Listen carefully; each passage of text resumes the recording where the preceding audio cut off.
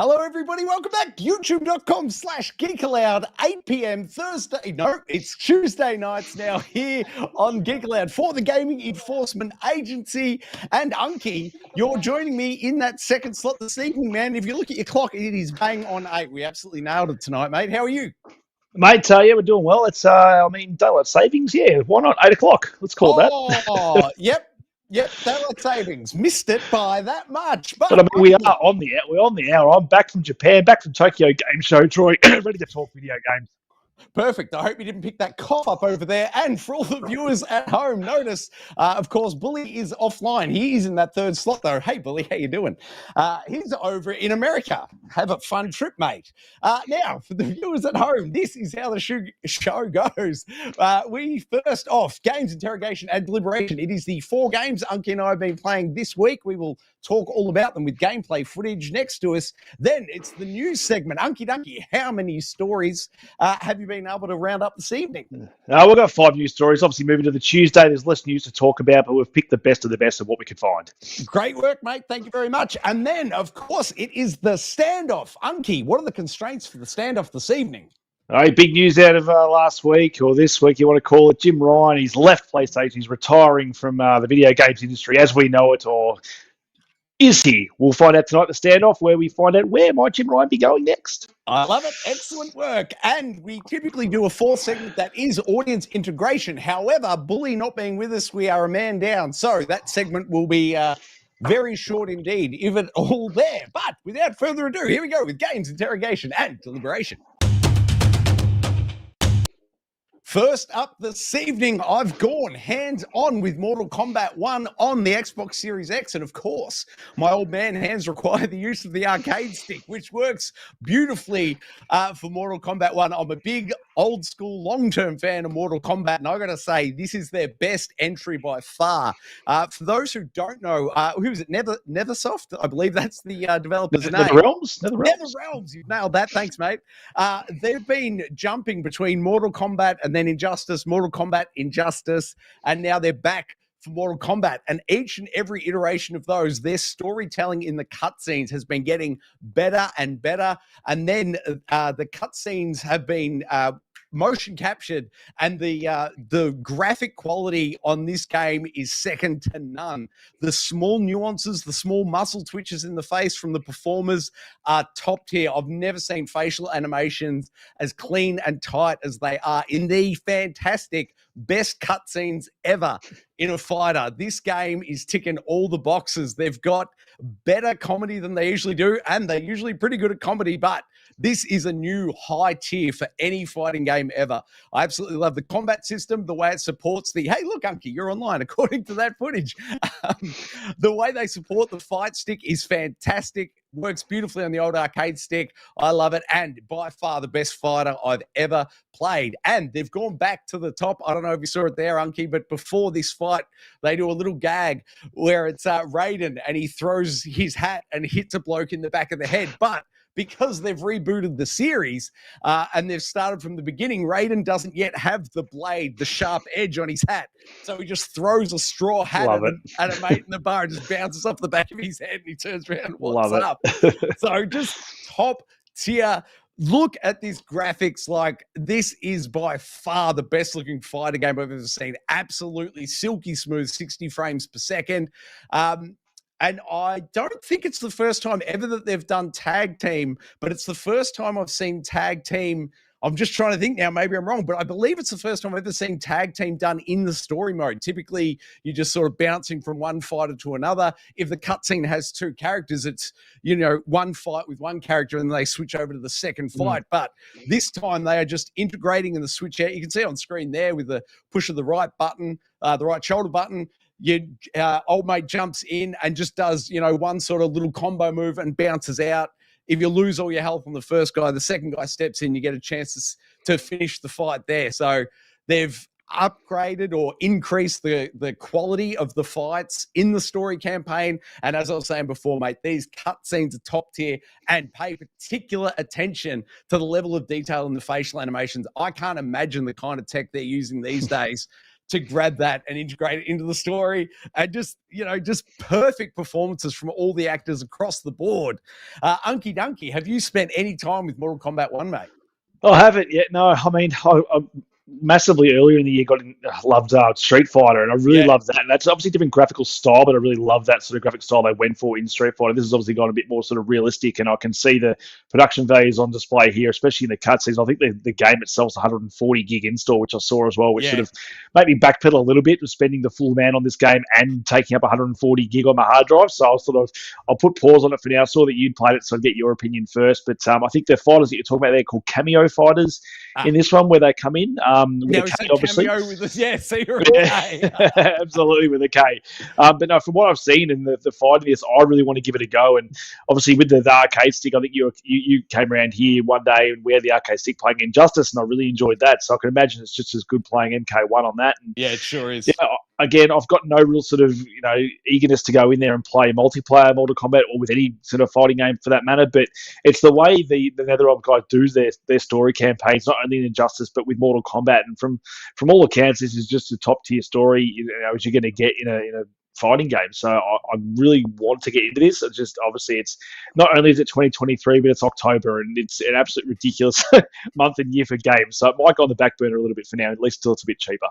It is, mate, but I'm going to tell you, it is worth each and every one of those 141 gigabytes, mate. This game is absolutely phenomenal. I know you enjoy your fighters, man. I'm going to say this is the cream of the crop. This is the new high watermark for fighting games. You absolutely have to play this. In a moment, we're about to cut forward and see the first instance of Johnny Cage in the story.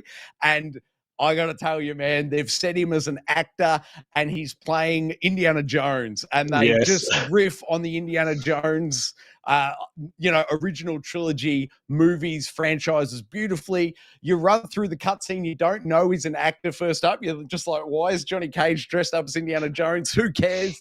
Let's go, let's run with it. But then you get through the fight sequence, you fight a couple of minions, then you fight the boss of the temple, and then bang, they break the fourth wall, come right out, and then you see all the studio lights and the directors there calling cut. It is just so well done. They've absolutely nailed the comedy. If you enjoy your action films from the 90s, this video game and the cutscenes in it are you down to the ground. I know you're a big fan of it, man. Trust me, you will not regret spending the money. Hopefully it's better than the most recent Indiana Jones movie that I saw while I was over in Japan. And God damn, I struggled to watch all that. I actually think I fell asleep on it. I don't even think I remember how it finished. It was that bad, but I didn't expect it to be that bad. So I'm hoping Johnny Cage's version of Indiana Jones is slightly more entertaining, which it sounds like it is. Well, mate, I walked out of the cinemas when I saw it. Thankfully, you didn't walk out of the plane. No, that's right. It's that film was not much chop, and I didn't particularly enjoy what's his name, the previous one. I'm blanking on his name. Oh, Shia LaBeouf. Shia LaBeouf. I didn't particularly enjoy that one either, but the original. But this movie made Kingdom of the Crystal Skull look like a bloody Emmy nominee, I reckon. That new film was trash. Shia LaBeouf one wasn't much better, but check it out on screen there, man. It's total Temple of Doom. It's fantastic. The whole thing, top to bottom, is I can't sing this game's praises high enough. If you like fighting games, this game is a must play. It's fantastic. I think it's selling pretty well too, so I wouldn't expect to see it in PlayStation Plus or Game Pass anytime soon. I think just front up the cash, mate, and I promise you will not be disappointed. Absolutely a beauty. Just make sure the young kid, the little ones, aren't around the screen when you're pulling off any of those fatalities, because they are brutal.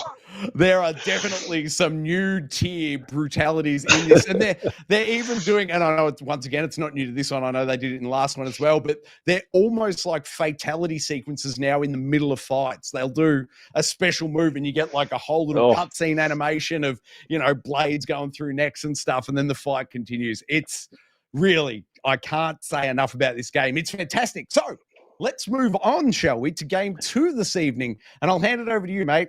Tell me, how is Resident Evil 4's Separate Ways DLC?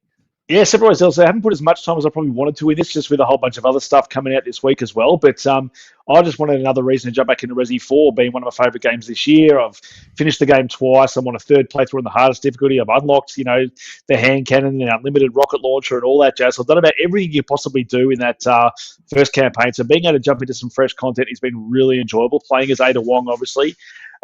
She's got a few more tools in her disposal than Leon doesn't have. She's got the grappling hook, which sort of enables you to get to higher points in levels and stuff like that as well, which gives you a different perspective on the previous levels you've been into. The way the story sort of interconnects the parts where you sort of see her in the main game and now you're sort of playing those moments and then what leads up to it is really intriguing and really interesting. I think the voice actor and character gets a lot more to play with in this than she did in the main game. I think she got panned a bit for, being a little bit boring maybe in the main game, but in this she sort of gets to shine a little bit with what's going on and sort of her personality I really enjoy. But yeah, it's just back to that awesome third-person shooting that RE4 was already known for, but with that extra added spectacle of having that grappling hook, which can not only be used for traversal but and in combat as well. So if you have an enemy that goes down, you shoot him in the knee and they're sort of staggered for a melee attack, you can go from range now instead of having to walk up on them with your grappling hook to get a melee attack in, which is really cool and good for the flow of combat as well and speeds things up. But no, I'm really enjoying it. You've got your little blue tasks to do with little side quests that have started popping up as well. You can still go to the merchant and buy weapons and all that kind of jazz. So she's got all this tech going on. So at the moment, I'm trying to find. I'm blanking on his name, the Mexican guy. I'm trying to find it, Luis, maybe something like Sure. that. Sure. I'm trying to find him at the moment. So I think that's the moment where he gets stuck in the cabin with Leon. So that's the bit I'm up to now. But she's following his footsteps through this electronic device she's got, which you see blue footprints on the ground, which is completely different from what we've seen in the other version of the game. So, no, I'm really enjoying this. You see Wesker's in there, so Wesker being one of the big bads, so maybe they're setting us up for a RE5 remake, which I think is inevitable at some point. Nice. So they've got the voice actor, they've got the character model, he's in this, and he's speaking Ada as well, and it's just that mystery behind about what's going on. Is Ada good? Is Ada bad? She's sort of always teetered on, both of those, and I think hopefully by the end of it, we sort of get a bit more of a clearer idea of what this Ada is moving forward in the story. But no, if you like Resident Evil 4, there's nothing stopping you loving this as well. Fantastic, mate. Couple of questions from me. First one, what was the investment price required for the DLC? I had the deluxe edition, so I can't tell you what it was all up because I think it was included. I just got to install it. I think it might be $29 or $39.95. Okay, and at that price, do you feel it's worth it? Oh, absolutely, yeah. I mean, going by the reviews that have come out, I'm seeing 9s and stuff, a bit more action focused than just Resi 4, even though Resi 4 itself is quite action focused as it is. But from all accounts, it's worth the price of admission. And yeah, from what I've played already, I'm easily happy I spent that extra money at the time to get the deluxe edition. Nice work, man. Can you do like a character model swap? And I know it wouldn't make any real sense from a story standpoint, but could you use her character model in the main game? I don't believe so, and I did think, maybe you could do some character swap stuff when you finish the game, and you think, but I think all that's got in it is outfit stuff, like the first game does. So once you finish, you unlock different outfits and stuff for Ada that she can then wear. Because for me, I'm not a biggest fan of Ada Wong's outfit being bright red. Yes, it stands out, but I mean, if you're going to go up against Bag on stuff, it's probably not the best color to sort of try and be incognito at all against these guys. No wonder they can all chase you because you're wearing bright bloody red. Where in the world is Ada? That's it. And my other question, mate, is do you know, it doesn't sound like you finished it, but if you looked at times to beat or something, how long do we know is the DLC to play through? I think it was anywhere between 5 to 8 hours, depending on how much side content and stuff you do. So not a bad chunk of time, especially for some DLC. So especially as we haven't had to wait that long for it either. So I reckon it's a pretty good chunk of time for some DLC like that. Do you think maybe they should have just held it maybe 2 or 3 weeks to drop it right next to Halloween? No, because I think you run the risk of also dropping it right next to Spider-Man Alan Wake 2. And I think those will definitely fill that void. So I think getting it out nice and early when it's not quite as crammed in October, I think that's probably the best bet, is just get it out a little bit earlier and get people just sort of play that before everyone drops it for everything else. Fair enough. I wonder if maybe there's a discount in a couple of weeks at Halloween. In the Halloween sales, maybe this DLC will be a little bit cheaper. Potentially. Any final thoughts, mate? Anything we haven't touched on?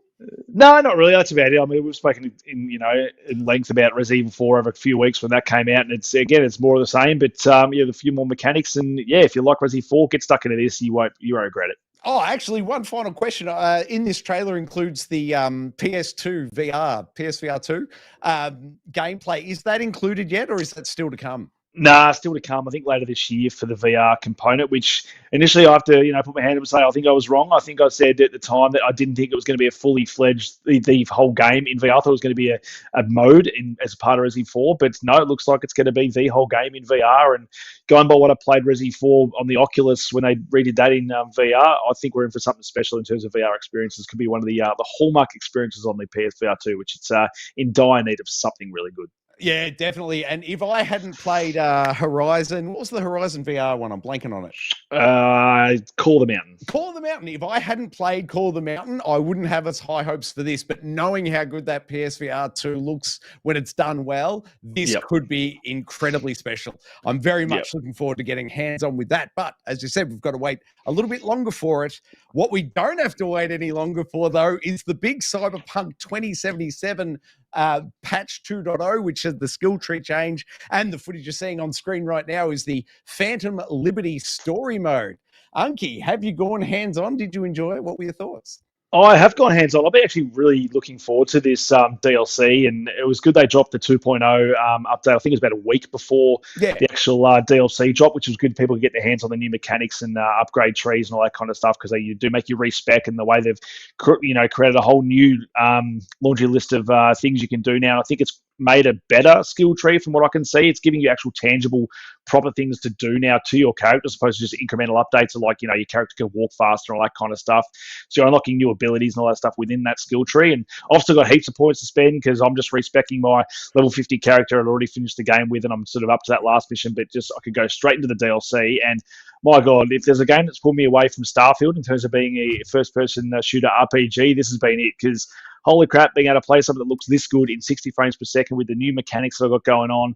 The combat is just incredible. I think you and me both back in the day weren't haters on Cyberpunk. We really enjoyed it. I was a fan from day one. Yep. So, I mean, just for disclaimer, I played on PS5 back in the day. I think it was playing a PS4 SKU upscaled for the PS5. So it only had that 60 frame mode, but I suffered very little bugs in that game, the occasional crash, but the fundamentals of the game I really enjoyed. And I think it's only gotten better with this update. And so far, the Phantom Liberty DLC for me is top tier this game. Like, it's sad they're not going to bring any more DLC out for this is the only one, because this is, like Witcher 3 Blood and Wine tier of, levels of what they've done with the DLC. It's like a whole new game. Like the amount of voice actors that's in this, I even think that the voice actor for V is even better than what he was in the base game. It's like he's grown, especially now he's acting up against people like Idris Elba, who's in the game, who have just come across, and his presence in the game alone, I think, even outweighs is better than Keanu Reeves' performance. I think he just got that. I mean, yes, he's a tangible person in the game as opposed to being like a hologram that you're seeing every now and again, but his just presence in the game, he's just brutal. He's playing a guy called Solomon Reed, and he's come into the game. He just exudes power and confidence and stuff like that, and him playing it. And then you've got Keanu who's come back as well and doing voice work. Like, it's just a preem product, and there's the whole new area is really well done. I think the vehicle combat stuff is a great addition to the game. I've only just sort of started teetering on it, and I found myself a mechanized car now, which is at the top of the old city, so not part of the new area. So I found that, so you can just tap triangle on the car now, and it's got cannons coming off it. And I've upgraded my characters now. I can hack cars when they're coming after me and explode them. It's just so much more stuff going on. It's just a very polished version of the game that first came out. So I can only imagine what this game would have done, critically wise, if it came out in this form 3 years ago. Yes, there's redemption stories for a reason, and it had to come out for that reason. But now I think this is the way to play it. If you haven't played it, this is one of the best RPG shooter experiences I think you're going to get, especially if you like, the Cyberpunk setting. Yeah, definitely, mate. And shout out to the way they integrated Idris into the story. I love that actually, let me say one other thing first. What I disliked about it, first off, why force me to do 3D platforming parkour style before I get into Dogtown? I just wanted to get in to see Idris's character, and no, it was about 2 hours of parkouring. There was an escort quest off the bat, and then there were a few QTEs. I could have happily skipped all those and landed in Dogtown. I just wanted to be in the open world and running around. I mean, I enjoyed the ride, don't get me wrong, but there was a part of me just saying, come on, show me the new stuff, get me into it. So I really wanted to get there, but I love the way the first quest you're on with him, he comes up to you, minor spoiler here, but it's nothing really to worry about. But the first time you meet him, he comes up behind you and sticks a gun in your side and he says, don't turn around. So he's there. And I'm like, I just want to see the character model, and they don't let you do it. And I thought that was beautifully done. I absolutely loved they were like sort of teased you just a little bit. And can I just point something out for that same matter, though? He's there doing that whole thing. For me, I was just watching the NPCs play basketball behind the other character. Yeah. I was just watching them, and like their AI, that basketball game, they didn't reuse one animation once. These guys were having a back and forth, and I was just sucked into that basketball game. What was going on with it? Which was stupid because he's just talking. I'm finally about to meet him, but I was just focused on these guys. But no, I just have to give him credit for sort of animations and side characters that most people won't even look at. But the fact they went to that detail behind it just speaks volumes for this package and how much value and how much effort they've put into it. Yeah, absolutely, man. And I love the way they've integrated it. I find the map just a little bit confusing, the way they've kind of plonked Dogtown in the middle of the existing map. Just the way that map works from a navigation standpoint. I would have appreciated a slight border so I knew exactly where at all times the edge of the DLC was. An incredibly minor gripe, though. 2 massive thumbs up from me. Oh, the only other minor gripe is they've nerfed my, what's it called? Contagion. I played through the entire, first release of the game using that contagion. It was my main attack. Trigger a contagion and just hide and wait for it to go, but they've nerfed it. They find me quicker and the contagion does less damage. So they've kind of taken my favorite way to approach the situation out. But once again, incredibly minor gripe. I second all your comments, man. It is a fantastic bit of DLC. If you haven't played Cyberpunk, there's no better time to start. And as you've already alluded to, CD Projekt Red have come out and said this is it. They might do a couple more minor tweaks, but no more DLC coming, and what's there is essentially what will be there forever now. The way the car drives, man, I find it a little bit weird sometimes, the camera centering. Have you found that at all? The way the camera can sometimes jump maybe like 30 degrees? Yeah, I have found that. It seems to be different cars for me. Some cars handle really well and it's easy with the camera. Other things, that thing seems to be all over the shop. I don't know whether it's the faster cars I have issues with. For some reason, it doesn't seem to have many issues with the motorbikes. I feel when I'm on a motorbike, I find it much easier to control. But some of those cars, that I don't know whether it's the acceleration on the joystick that changes for vehicle or vehicle combat stuff, or whether that's the reason why. I don't know. But yeah, you're right. It does definitely have some kind of issues with that driving in the camera stuff. Yeah, that's a bit weird. I bet they patched that out real quick, though. And this is the opening sort of boss fight. You're still not in Dogtown yet. You're escorting the president there. This is the escort quest. But I absolutely love this sort of intro boss fight, man. How did you go with it? I know it killed me a couple of times. I don't think there's any footage of me dying in the boss fight, but I'm pretty sure this is my 3rd or 4th attempt before I got through it. How did you go? Yes. For me, I just don't know whether I beat it the first go, but I just no way knew exactly what I was doing. I think I was supposed to be aiming for the little red sort of glitchy bits on it to weaken it before shooting it. I think that's what I was supposed to be doing, but it took me much longer than I thought it was going to take. I just kept sort of running in circles and sliding and dodging its rockets, and I eventually got there. My missus was watching me fight it. She thought I was doing something wrong as well, but I saw his health going down eventually. So I don't know whether you could take it out faster than I took it out, but yeah. It took me quite a while, but as I said, I got through it without dying. Yeah, well, nice work. Well played. # real gamer, Unky. I got to say, for mine, I know you're playing on the PS5, but this footage was captured on my Xbox Series X. I did, for comparison's sake, fire it up on the PS5. I haven't purchased the DLC there, but I was checking out the 2.0 patch on the PS5. Died a few times there, and I got to say, it is day and night.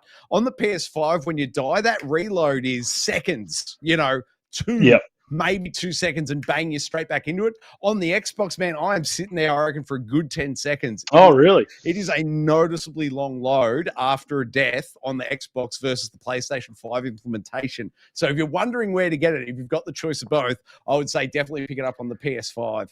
How's the DualSense controller working for you on it, mate? Yeah, I'm loving the DualSense on it. It's, I think since one of the updates, or it could have even been from day dot, I think it's always had really good feedback on the joystick. I had to turn it down a bit. It was probably a bit too strong on some of the guns, or I felt like my finger was getting a bit sore from having to pull so much on the trigger. But it does really good trigger implementation, not only for the guns, but also for the cars. Like you really have to sort of pull through, and it almost feels like you're pushing an accelerator, like when you're on the trigger. So I really enjoy that aspect of the controller, especially it's something it does have over the Xbox. And I did watch some Digital Foundry stuff. Apparently, the Xbox is running in a slightly high resolution for longer, but it does suffer from sort of more frame rate issues. So for mine, I'm happy to keep my performance on the PS5, especially if my load times are going to be quicker as well. Fair call, man. And on screen now, you can see the boss fight with the highlighted bits. And I tweaked my settings a little bit. So I really had those, like the orange glitch bits, really jumped out for me on the screen. So I found this boss fight in where I was trying to shoot was quite obvious on the way I had my configuration. But obviously, it killed me a couple of times. So it didn't particularly help me as such. But I did know what I was meant to be shooting at by tweaking those settings. So maybe just a little couple of tweaks in the old graphic settings, mate, and it'll Maybe. And I was using a pistol for the whole fight. But that's mainly, I don't know if you found this and you got a pistol at all, but I don't know whether it's a glitch or I just don't remember ever having this amount of it. But my ammo count for my pistol is like 18 million something. Wow. I don't know why. So I'm never going to run a pistol. I've got this amazing legendary pistol that does ridiculous damage. It's silenced.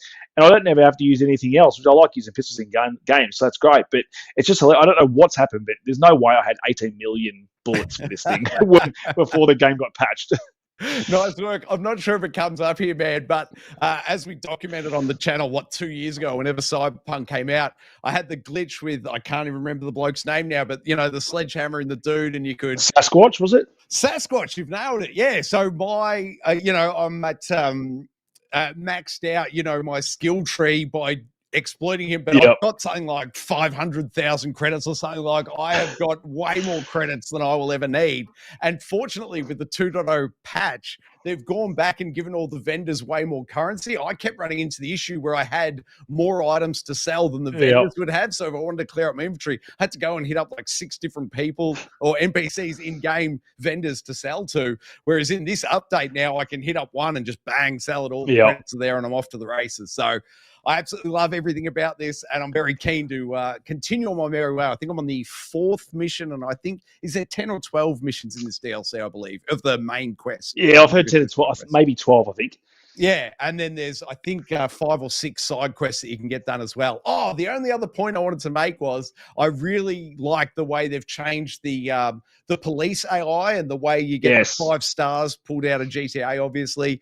But you got it's very much the GTA implementation of a police wanted level, and they've gone back and really addressed the way the police respond to your actions in game. So a lot of fun. Oh, and the only other glitch that I accidentally found by leaving my controller unpaused, if you park your car on the road, like just on a freeway, if you just leave your car sitting there and you walk off for 20 minutes and then you come back, in front of you, there will be a traffic jam in front of you. I don't know what's caused it, but all the 2 other lanes on each side are flowing usual, but there will be a row of 20 cars just piled up all in front of you as though you've somehow blocked them in front of you. It's really weird. Good for a laugh. If you want to see it go crazy, just park your car there for 20 minutes, go have a run or something, come back and have a look. It's good for a laugh. Love it. Nice. All right, game 3 this evening. Unky Dunky. It's new to Game Pass. It's Cocoon. Has it got you coming out of your shell? Not quite. It's game 4 though, not game 3. That's all right. Oh, apologies. That's fine. No, game 4 Cocoon. So there's the new game by the Limbo and Inside guys. And I absolutely adore both those games. So my point of order there, mate. The gameplay designer from Playdead, who did Limbo and Inside, has left. So it's one of the team members, but it was their lead gameplay designer. Sorry, back to you. That's right. So jumping into this, it's on Game Pass, so it was a good win for Xbox there. I think it's a $30 game elsewhere. Mm-hmm. It's a weird one. It's very similar to your Limbo and Inside in the fact that that doesn't tell you a whole lot on screen what to do. Essentially, your only controls are your joystick and the A button. And without going into your control settings to figure that out, it took me a little while just to realize that's all I had to do. But it's not to say the game doesn't have mechanics, because it does. It's essentially a puzzle game. Yep. Where you are this little dude that comes out of a shell, and then all of a sudden you just got to start solving puzzles with what's around you. It's physics based. You're holding A to drag stuff. It's very alien. Like a lot of the things in this game are really weird to look at, and I think that's sort of part of the appeal of this game, and is the visual aesthetics of it and what you're doing. It is all really weird, and it's mechanical, but it's also organic in parts. And I think what's on screen now, I think it's one of the boss fights. First boss fight, yep. come out, which is a strange thing because if it's sort of almost instant death. If it gets you, it sort of throws you out of the world, and the worlds are like these little orbs that you're collecting throughout the world. So the first one's this orange world, and you'll probably see Troy get thrown out. I'm imagining he doesn't do it on the first go. If I'm gonna, mate, yeah, just give me a couple of seconds here, and I'll die beautifully. But I mean, the good thing about this is though, once it kicks you out and you come back in, you don't lose that phase of the fight. If you beat one of the phases, you come back to that next phase. So it's not punishing, which is nice. So if you do two of the phases and then you die, you come back, you're still up to the third phase. So which I really enjoyed. But I did enjoy the game the more I played it. Like the mechanics start to open up after a while. I'm not sure how far you got into it, but I'm now to the second world where now there's this green world that I've found, which is part of an orb, and then you've got to use those orbs to power up stuff within the levels as well. So you're sort of at that aspect where you're going to go get this new world, plonk it into things so you can travel into that new world, but you've also got to then take the sphere of this world into that world to be able to use that and to operate things within the next area. So you'll start using that orange orb, but you've got to unlock a power for it that'll then help you sort of see, hidden bridges and stuff like that in the next world. And you might have to travel back into this orange world to get a creature that can then shoot things in the next world. And it's never too hard to figure out where you need to go. Like it is pretty linear and stuff. You can't really get stuck too much about what you need to do. If you're sort of stuck in one, you just go back to the other. But I can only imagine how much more sort of mind bending it's going to get later on and trying to figure out what I need to do. Right now, I'm actually kind of stuck in a bit to figure out what I need to do to get this little. Get this kind of thing. He's kind of like a firefly, and he shoots sort of walls down that you get stuck by. But there's these devices now that if you're trying to walk through, it'll trap that guy in a thing, and then you sort of have to reset him. For me, at the moment, I can't figure out how to get past one of those bits, but I'm sure I'll get there. There's one moment that I got stuck in the game really early on, and it was just me being stupid. I just had to make a lift move and move around, jump on the side of the lift as opposed to trying to get on the front of it from the other end. But no, I'm enjoying it. It doesn't quite have its hooks like a Limbo, and inside, stuck me straight away, and I couldn't put those things down till I finished. Whereas this, it could be my own doing. The fact that I am jumping through so many other games, two other games that I was going to talk about tonight, but due to time constraints and that, I'll talk about them next week. But I've sort of been dividing my time between all those and their indie titles as well. So, but I've enjoyed my time. I think I'll get back to it as well, especially when there's not quite a silly seasony as it is at the moment. But no, it's a cute little game. As I said, just doesn't quite hold that attention like a Limbo Inside did for me. No, it doesn't, mate. And to your point, I think the difference is with Inside and Limbo, their characters are so human. You can really relate to the story of the main character, and that's kind of the thread that pulls you through. Whereas I've never wanted to be some dude with green wings in an alien world, so there's not the sort of emotional connection or resonance to the character. So I was sort of puzzle solving for about half an hour, captured this footage, but there's no resonance from a narrative standpoint to me, which was like half of the hook for Inside and Limbo was that, I'm playing this little kid and I feel like a father to him and I want to protect him and take him through the world and see him out the other side of the experience and make sure he's okay. But there is no character connection here for me. Well, and I think that's it. This doesn't really seem to have a narrative at all. There's no spoken words. There's no text on the screen. There's nothing going on in terms of that. And essentially it's just a puzzle game. And whether stuff happens later, I'm not too sure, but you're right. Like being that humanoid sort of more character and the way those games are set up being side-scrolling games, you're closer down to the character, so you feel like you're more part of that experience. Whereas this, so you're top down, you're slightly removed from the whole thing. Yes, it's a fun puzzle experience, but it doesn't quite carry that emotional resonance like those other two games did. Yeah, but hats off to the way this game is designed, the way they sort of box you in and checkpoint you at parts where, you get to one area and they force you to leave like the key to a door, like one of the orbs or whatever behind to progress. And then they shut the door behind you. So there's no confusion in your mind as a player. You're like, I'm definitely done with that bit. And whatever this section that I have access to now, I know the solution's in here and it's just a matter of me working through it. So from a game design standpoint, they beautifully box you into whatever the problem is, it's, the answer is here. You just need to be able to work it out. So hats off to the gameplay design. It's phenomenal, but it's just a shame they don't have that emotional resonance. So I've sort of played this for half an hour, captured this footage, but then I've deleted it off my hard drive, not because I didn't enjoy the game, but to your point, man, there's so many other big games at the minute. I'm like, I'll come back to this game in January or February next year. Next time there's a lull, I'll definitely come back and see it through. It's very enjoyable. But without the emotional resonance, like Baldur's Gate 3 is still drawing me in. Every time I'm not playing it, I'm still thinking about, my next conquest in Baldur's Gate 3. So it's not going to tear me away from that, but it is a top tier game. And if you're not sucked into either Phantom Liberty or Baldur's Gate 3 or Mortal Kombat 1, it is a fantastic game. As you said, it's in Game Pass, so you should definitely check it out if you have access to it. Any final points from you on Cocoon? No, that's essentially it. I mean, that's what Game Pass is for. It's to get these games that you otherwise might not try. You might fall in love with it. You might not need that emotional resonance. You might just love your puzzle games, and for that, this is up there. Like, it's beautiful to look at. It's fun to play. It sort of makes you think without being too hard. It gives those aha moments that you sort of want in a puzzle game where you're not scratching your head for too long and you feel really smart when you figure them out. So if you've got Game Pass, give it a go. You can't go wrong, really.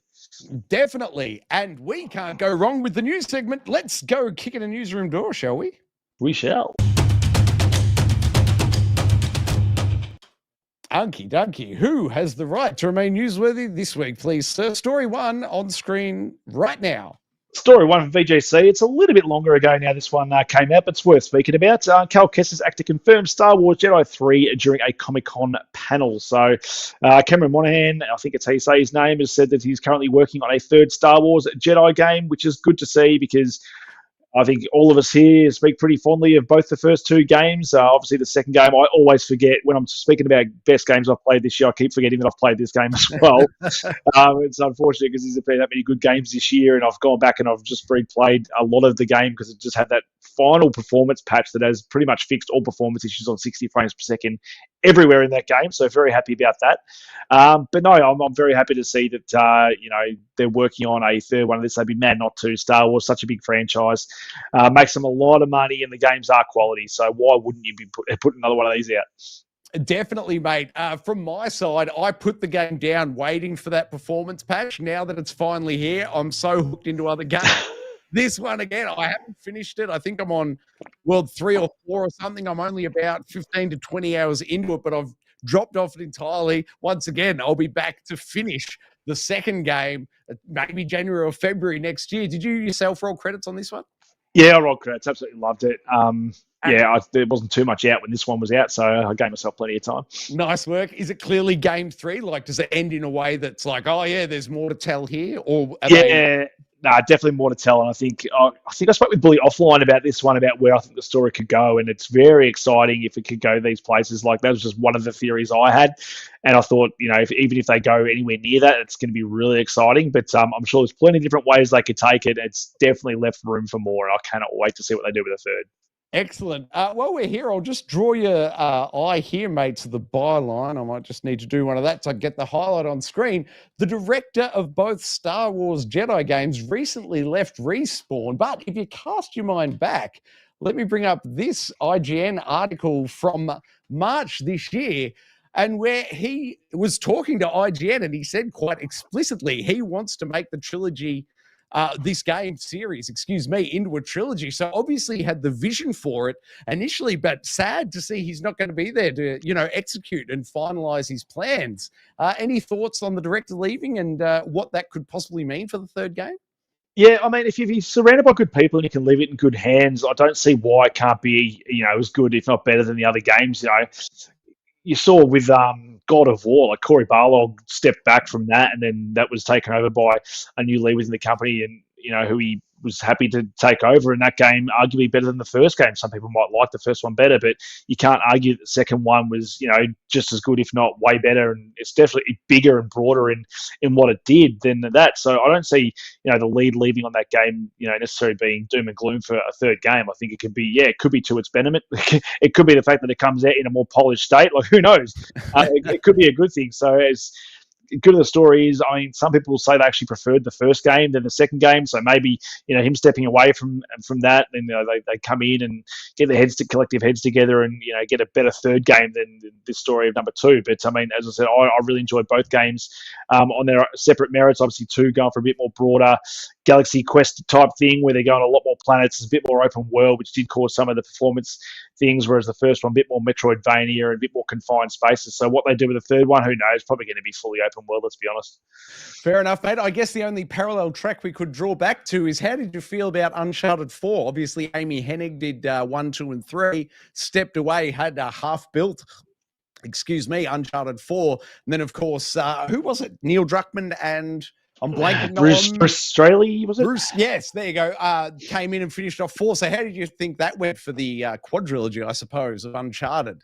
No, I think it was to its betterment as well. I think the way it sort of became more, or got that darker edge to it, which is what they're known for with The Last of Us coming off that, just to give Uncharted that sort of more adult feel to an Indiana Jones story. I'm not sure what Amy's story is. We're never going to know what Amy's story would have been. And obviously 1, 2, and 3 are some of my favourite games. Uncharted 2, if not one of my favourite games of all time, which I was even just playing again last night, doing the train segment in that game and remembering how good that game is and how good that scene was for its time and what it did to other sort of games and their big moments. But who knows?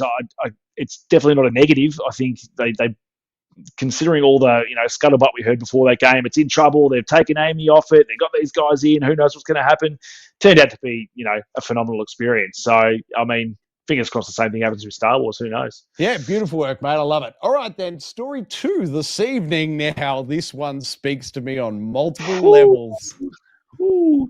Now, I set this up nicely because there was a game I'm playing that I was speaking about before, which I'll talk about next week, but that got me into the Max Payne vibes as well. But to see Remedy says that Max Payne remakes are a big, big project, that makes me so happy. It's not just, let's up-res 4K, 60 frames per second. They've already done that. I think Max Payne 2 runs at 4K on the Xbox already. And a lot of these games, let's be honest, like they're fun to play, but some of the mechanics can be updated. Even playing number 2 feels a little bit dated now. Number 3 is incredible and just needs a 60 frame per second update on the old Xbox to make me happy. But to see Remedy's original works of Max Payne redone with this new engine from all the stuff I'm seeing on Alan Wake 2 just looks absolutely incredible. They're saying it's the best looking game that's going to come out this year. And from the facial stuff they're doing, from Control, we know they know how to do combat now with all that special powers and stuff and their artistry in terms of what they're doing. I just cannot wait to see what Max Payne's going to be, especially with, as I said, with what Alan Wake 2 sort of, priming to be. And Alan Wake 2 currently is my front runner for my most anticipated game for the rest of the year. So to see this get announced, that they're doing this with Max Payne 1 and Max Payne 2 as a combined set, I think they're saying it's going to be one package. I cannot wait. It's going to be amazing. And I think they're going to go well as well because they are working. Rockstar now own the franchise. They bought it off them and then released Max Payne 3. But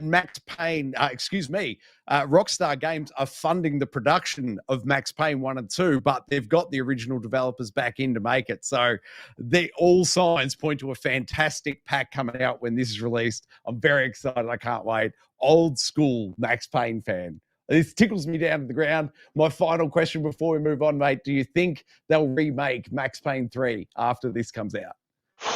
I don't know. I don't know if Max Payne 3 needs a remake. I just think that one almost just needs the remaster, I think, unless they add sort of certain things in 1 and 2 that they might want to update with number 3. But for me, Max Payne 3 is almost the perfect action third-person game. I don't think there's a fault I can have with that game. I think it's got the story, it's got the artistry, it's got the characters, it's got the gameplay. I think, for me, that's some of the best third-person shooting I've done in the game, going back even just as much as a couple of weeks ago. I was playing that game again on my ROG Ally, and then had to pump it, hooked my ROG up to the TV and was playing it at 4K, almost 60, just doing it that way and being able to see that on my big TV. In that, if that just gets a remaster on next-gen consoles, I reckon that's enough. Fair enough, man. I love it. All right, story 3 this evening now? Story 3, this is a weird one. I thought it was funny, though. KFC awards a Zelda player 10K chicken trophy for 11 herbs and spices speed run. So I'm going to read this because it's quite funny what they actually had to do. So Spanish arm of the fast food company launched the recipe run, a speed run inspired by its original recipe chicken, the coating for which was famously made a secret blend of 11 herbs and spices. To win the competition, players had to show that their inventory was empty, then travel to the Bedrock Bistro restaurant in the game. Then they had to speak to a Goron called Gomo, who looks similar to KFC founder Colonel Sanders. KFC referred to him as the Goronal in the speedrun rules. After talking to Gomo, players had free reign to explore the land with aim of being to collect 1 raw bird drumstick, oil, and 11 different herbs and spices. They then had to cook fried chicken at the point the run would end. Players were allowed to use teleports, but weren't allowed to use glitches or buy any of the ingredients except for the oil. Then they had to find in the in-game world. The competition was held in a collaboration with speedrunning community Speedrun Espanol, and the winner was French player Koos, who completed the run in 1 hour, 7 minutes, and 8 seconds. So he got himself a trophy in the form of a chicken thigh valued at £11,000, or whatever that is. I don't know if it's pounds, but a value of $10,000, I believe, for his job. So not a bad way to earn that money in just over an hour, I reckon. But good on him. What a fun little competition, I thought. Yeah, great day's work. Fantastic stuff. I love it. All right, mate. Let's move on, shall we, to the fourth news story. Fourth news story, I've already alluded to it, but this October, it is massive. So this is from Cultured Vultures.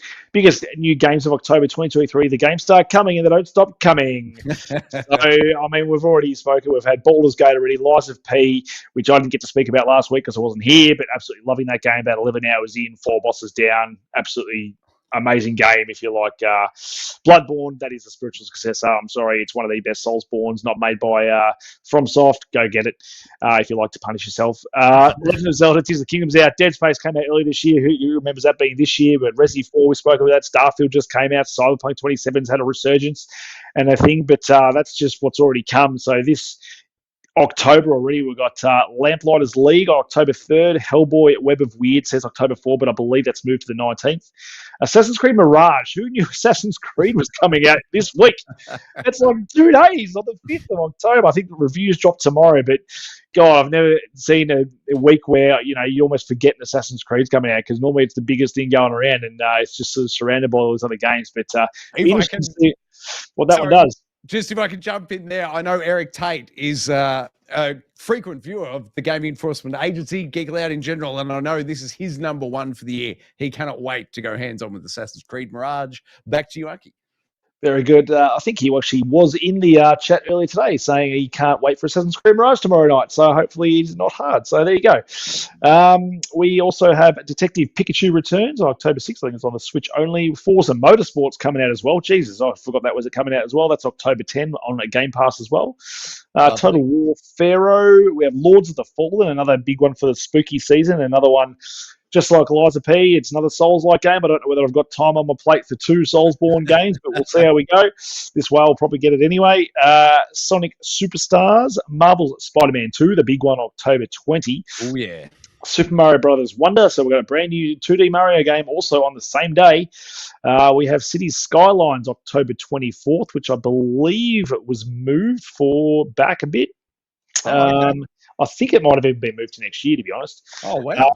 Metal Gear Solid Masters Collection, Volume 1, October 24th. Let me just take a temperature on that, man. Are you keen for it, or is the remaster news not doing it for you? For Metal Gear? Yeah.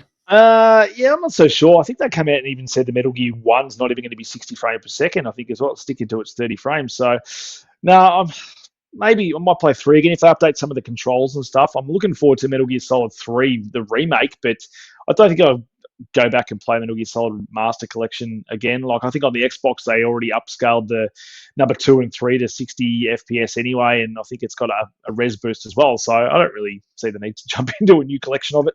I'm very keen to see the reviews for it, but I'm in your camp, man. I don't think I'm going to be going back to it regardless of how those review scores come in. Nah, same. We have Ghost Runner 2, October 26th. I believe there is a demo out now, or at least on PlayStation and Xbox, possibly PC as well. Alan Wake 2, that's my most anticipated there, October 27, just in time for silly season. But, oh, God, I cannot wait for that game. Check out the previews. Like a whole bunch of people and media got hands-on with it last week at some stage. So there's plenty of YouTube videos going around checking them out. EA Sports UFC 5 is out on October 27th, and something that's not on this list, which I'm kind of looking forward to. It says it's out today, but it's still, as of this afternoon, wasn't up on the Xbox store. It was the DLC to High on Life called High on Knife. Very good. which I think early reviews are giving it bad. I think IGN gave it a 6, saying it's a little bit short, but I love that knife character, and I really loved High on Life, so I'll probably jump into that and check it out tomorrow. If it's a bit short, maybe they should have gone with High on Shiv, not High on Knife. It's a shorter knife. I like it. And where you sit with the UFC series, mate, for me, it is too much for my old man hands. There are so many combinations. No, it's too much there. And for the sport itself, I don't understand as much as probably, any other person. I don't watch a lot of UFC. If I'm going to play any of those sim sort of games, it's usually the WWE ones, even though I'm not even the biggest wrestling fan. I just prefer those games. But no, I never really got into the UFC. There's a lot of stuff, going on that controller at any given time. I don't think I'd have any chance of being any good at it. Tell you what, for my money, bring back Fight Night. I used to love that franchise. That had just enough complexity in the controller, and I didn't feel overwhelmed. Give me just the slow-mo of that face and the spit coming out. I remember that first show. This is the best graphics I've ever seen. I absolutely loved it. All right, now with the broader view of the month done, mate, let's kick on over to Game Informer's list for this very week, shall we? Let's do it. All right, mate, up on screen, the new releases this week from Game Informer. We have got Bilkins Folly, PlayStation 5, PS4, Switch, and PC. Don't know much about that one. We have G.E.A. 7, Vows of Virtuous on PS5, PS4, Switch, and PC. We have Scorn, which was already out on Xbox Game Pass, coming to PS5 on October 3. Silent Hope, Switch and PC, October 3.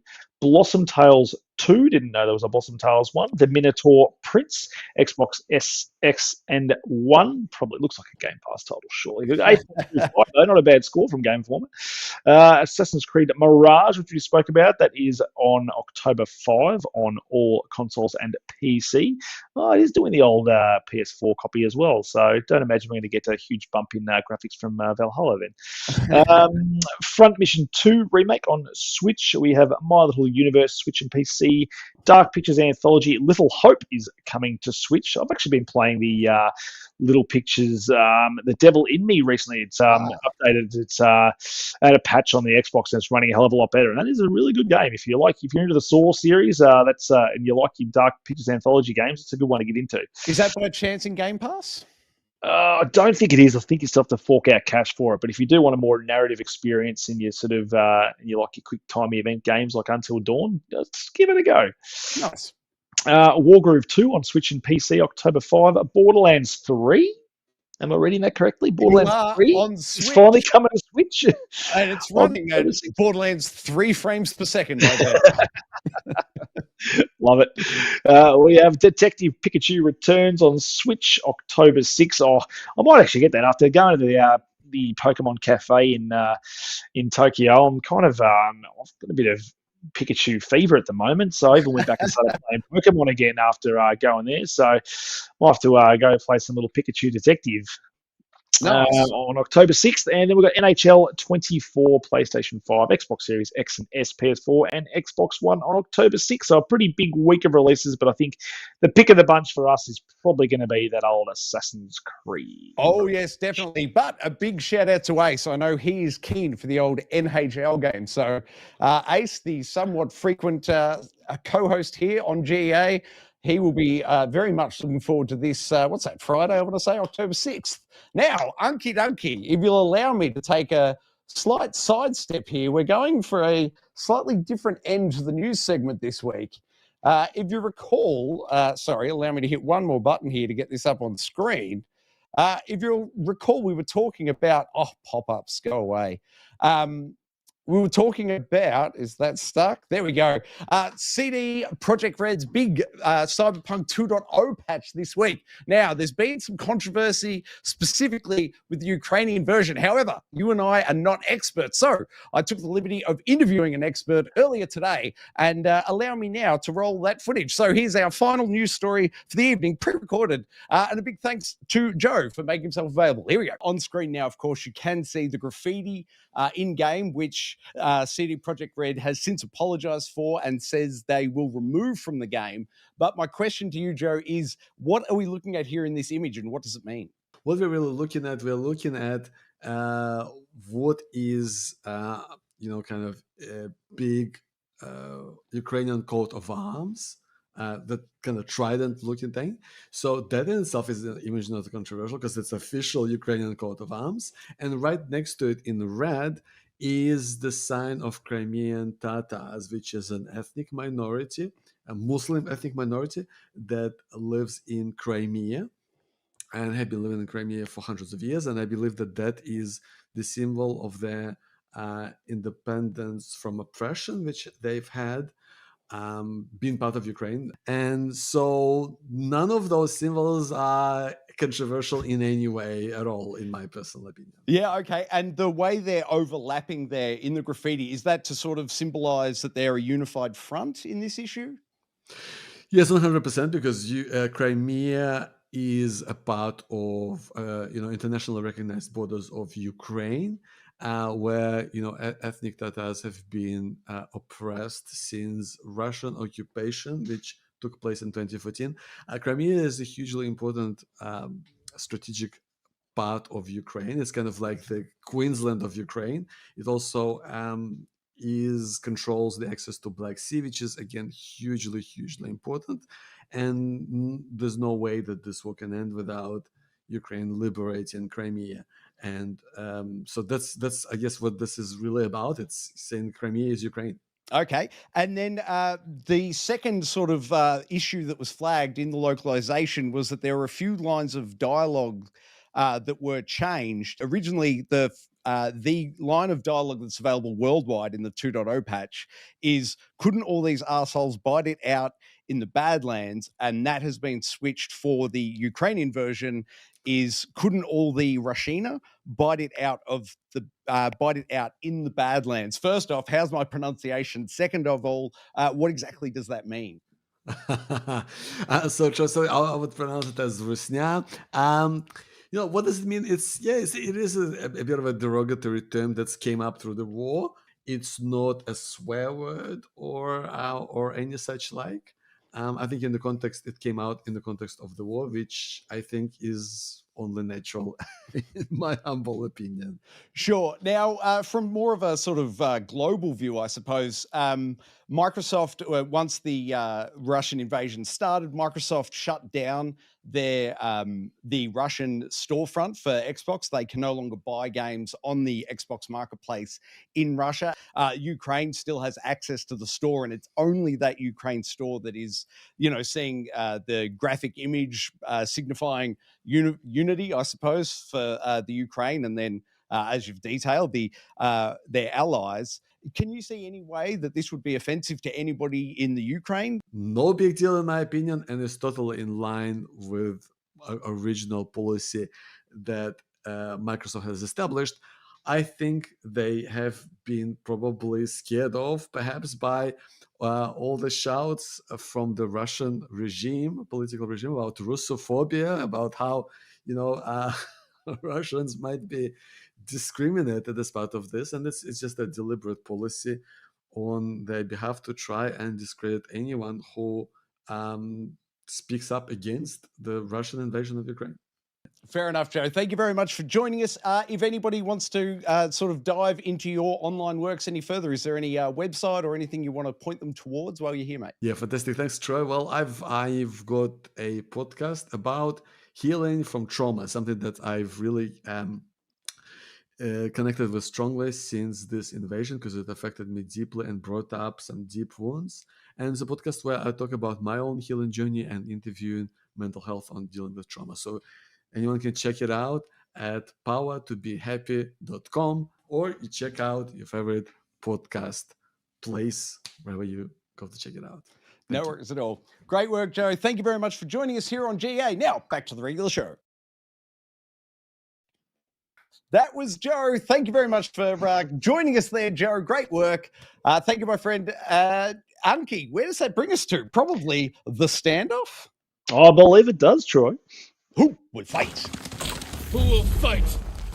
All right, who's going to fight tonight? A bit of a different one. We had Jim Ryan is going to step down in March 2024 after almost 30 years with the company. He took over as CEO in February 2019, having joined Sony a few months before the launch of the PlayStation in 1994. So been around for a while, the old Jim Ryan, but he's off. Where's he going to? We don't know. Let's find out. The Standoff.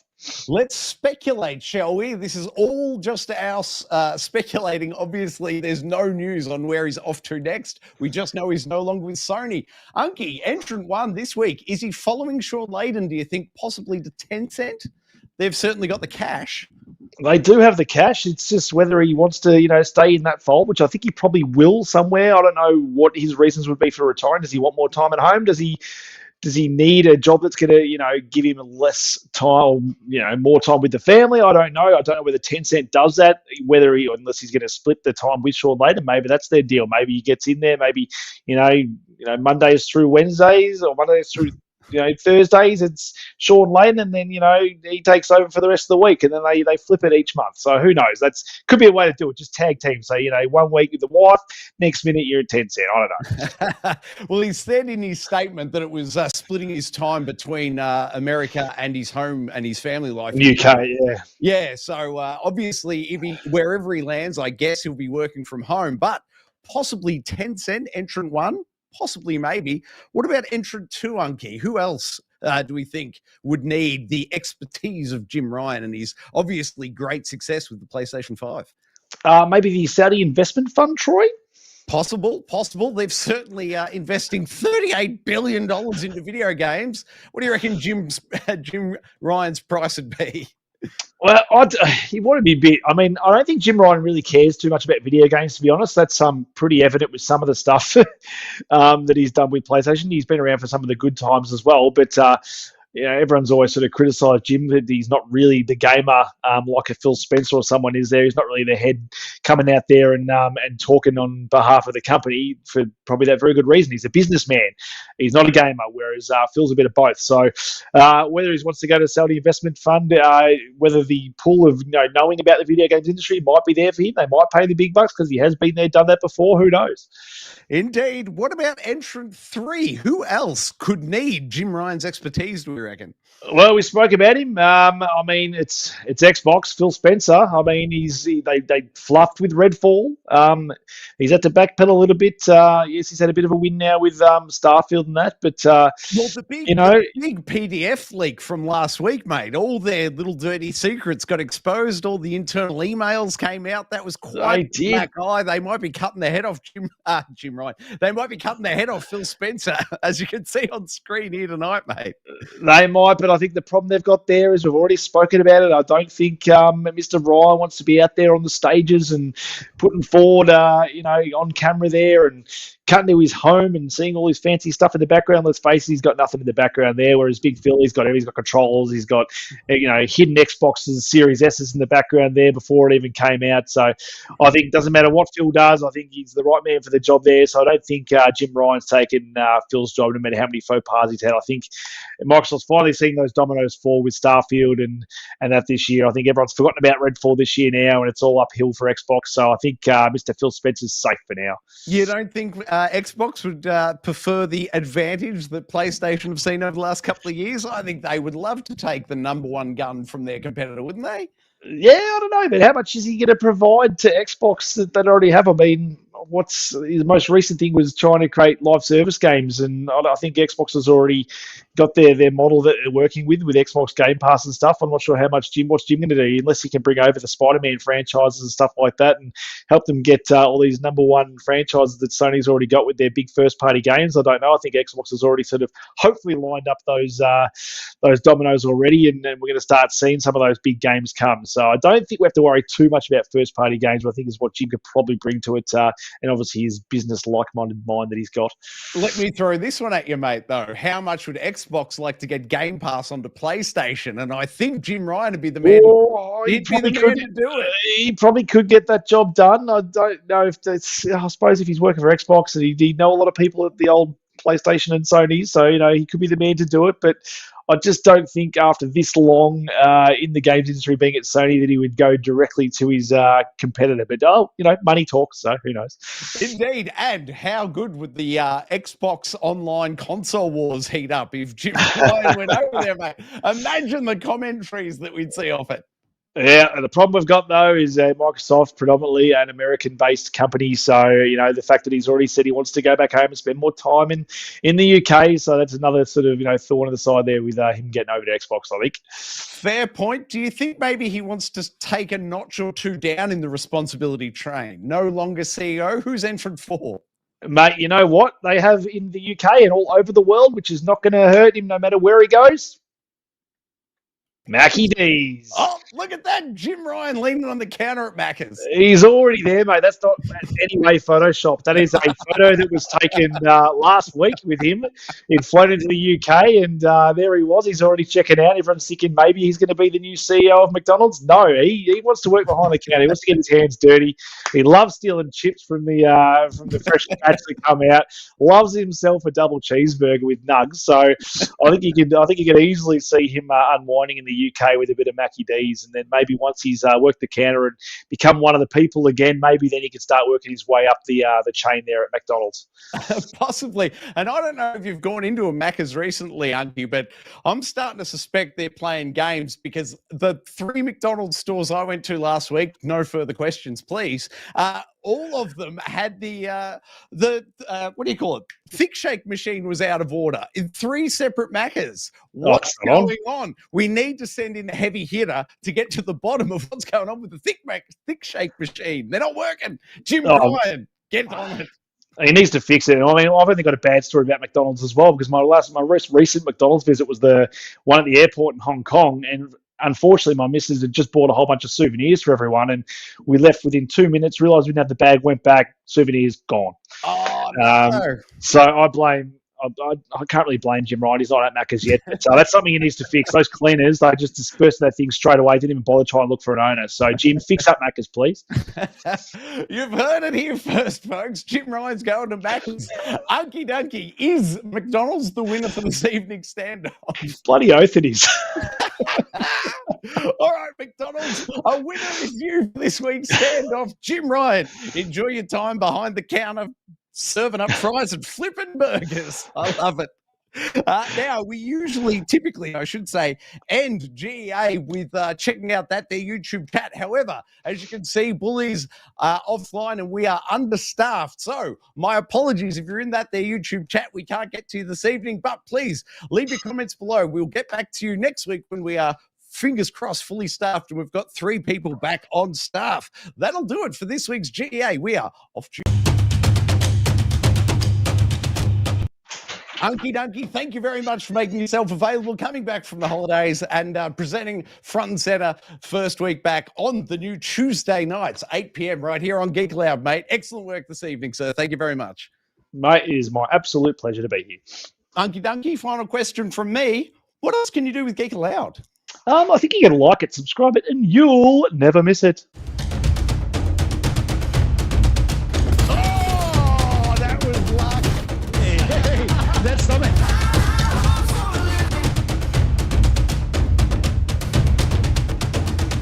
Oh! Old Uncle Dunky. Unky Dunky.